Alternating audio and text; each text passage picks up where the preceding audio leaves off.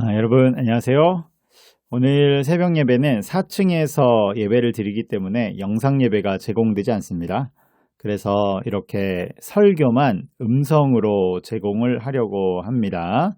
오늘 새벽 설교 말씀만 같이 나누도록 하겠습니다. 설교 말씀은 오늘 본문 말씀은 창세기 2장 1절에서 3절까지의 말씀인데요. 창세기 2장 1절에서 3절까지 제가 봉독하겠습니다.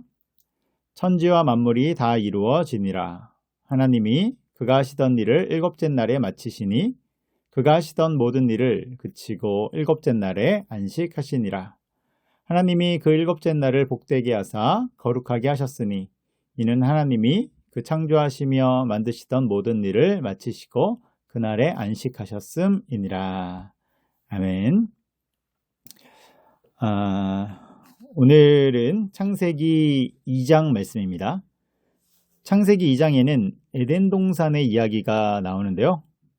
에덴 동산을 원어의 뜻으로 살펴보면 먼저 에덴의 뜻은 기쁨입니다. 기쁨. 그리고 동산의 뜻은 따로 구별되어 있는 곳을 말하는 것이죠. 그러니까 합치면 뭡니까? 하나님이 특별히 구별해 두신 기쁨의 장소가 되는 거예요. 하나님이 특별히 구별해 두신 기쁨의 장소. 이곳은 어떤 곳일까? 지금은 사라져서 눈으로 볼 수 없지만 오늘 본문 말씀 속에서 그 모습들이 그려져 있는 것이죠. 먼저 10절 말씀을 보면 이렇게 나옵니다. 10절 말씀을 제가 읽어볼게요. 강이 에덴에서 흘러나와 동산을 적시고 거기서부터 갈라져 네 근원이 되었으니. 여러분, 에덴 동산의 큰 특징은 모든 것이 충만하다는 것입니다. 그래서 하나님의 다스림이 충만히 나타나는 곳이고 또한 생명력이 충만한 것이죠. 방금 읽은 구절에서 강이 온 동산을 적신다 이렇게 말씀하고 있는데요.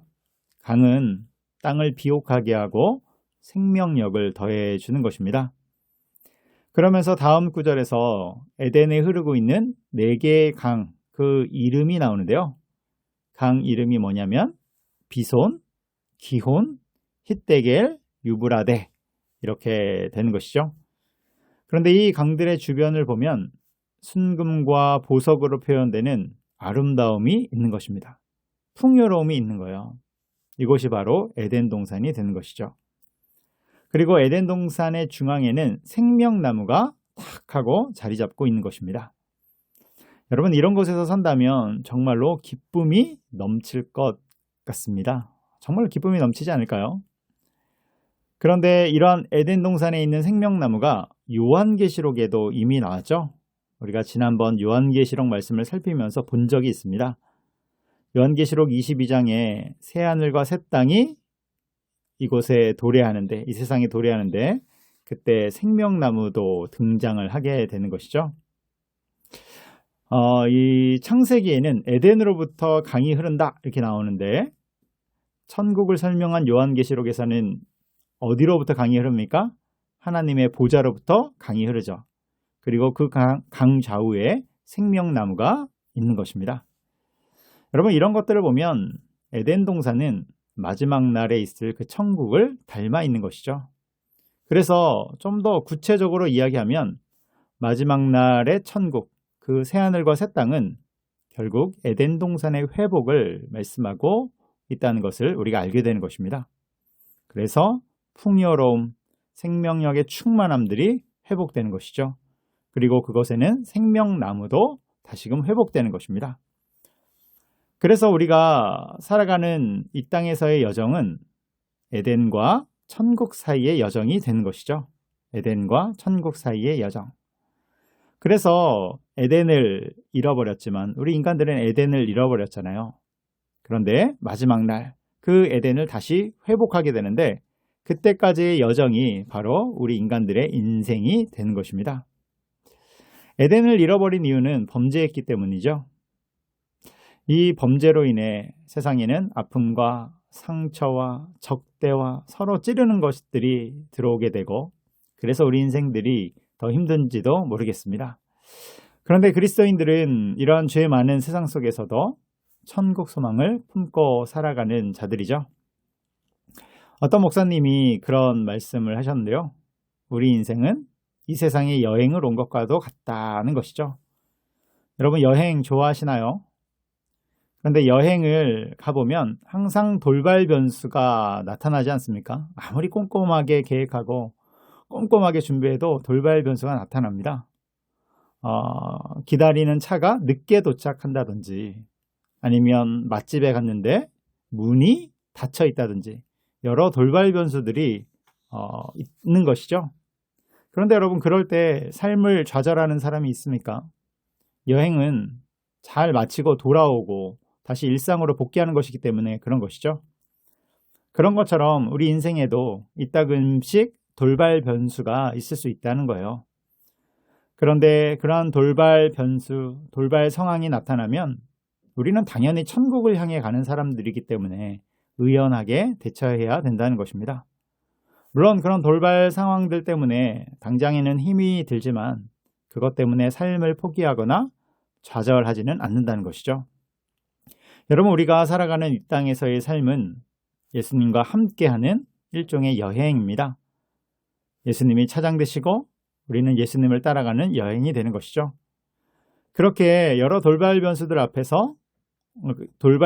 앞에서도 예수님과 함께 이겨나가며 천국을 향해 나아가는 것입니다. 그리고 마지막 날 정말로 천국에 도달했을 때 우리는 그 생명나무 아래서 하나님이 주시는 풍성한 생명력을 누리게 될 것입니다. 여러분 항상 천국 소망을 품으시길 바라요. 그리고 이 땅에서의 삶에서도 여러 상황들 속에서 의연하게 대처하면서 예수님과 함께 승리하며 나아가는 저 여러분 되기를 주님의 이름으로 축복합니다. 오늘 설교 말씀에서 에덴 동산과 그 생명나무에 대해서 이야기를 했는데요. 여러분 에덴 동산 중앙에는 생명나무가 있죠. 그런데 그 생명나무가 마지막 날 새하늘과 새 땅에서도 그대로 복원된다 이렇게 말씀을 드렸습니다. 그래서 어떤 사람들은 천국에서의 영생이 이 생명나무와 연관이 있는 게 아닌가 그렇게 추정하기도 하는 것이죠. 창세기 3장 22절에도 보면 범죄한 아담과 하와가 생명나무 열매를 먹고 영생할까 하노라 이렇게 말씀하시는 장면이 나오는 것입니다. 그러니까 하나님이 아담과 하와를 에덴 동산에서 쫓아내실 때 생명나무에 가까이 오지 못하도록 하는 장면이 되는 것이죠. 그래서 새하늘과 새 땅에서도 이 생명나무와 영생이 연관이 있겠구나 추정할 수 있는 것입니다. 아무튼 여러분 다시 말씀을 드리지만 이러한 천국이 우리의 결국임을 기억하며 항상 담대하게 나가기를 소망합니다. 우리나라 말에 죽기 아니면 까무러치기 이런 말이 있지 않습니까? 사력을 다한다는 말이죠. 우리의 결론은 천국이기에 이 땅에서 사력을 다하며 사명을 향해 나아가는 것입니다. 주님 나라의 확장을 위해, 주님 나라의 복음을 위해 우리 주님 예수님이 다시 오실 날을 예비하며 그렇게 사명 가운데 나아가는 우리가 되기를 주님의 이름으로 축복합니다. 오늘도 주님의 사랑 안에 살아가는 저 여러분 되기를 주님의 이름으로 축복합니다. 사랑과 은혜가 많으신 하나님 아버지, 우리에게 생명을 주시고 주님의 자녀들로 택해 주시니 참으로 감사드립니다. 천국에 이를 때까지 주님과 동행하며 항상 담대함으로 또한 승리하며 살아갈 수 있도록 인도하여 주옵소서. 오늘 하루의 삶도 주님께 올려드립니다. 주님께서 붙잡아 주옵시고 앞서 행하여 주시옵소서. 오늘의 삶에서도 감사와 찬송이 넘치기를 원하며 예수님의 이름으로 기도합니다. 아멘.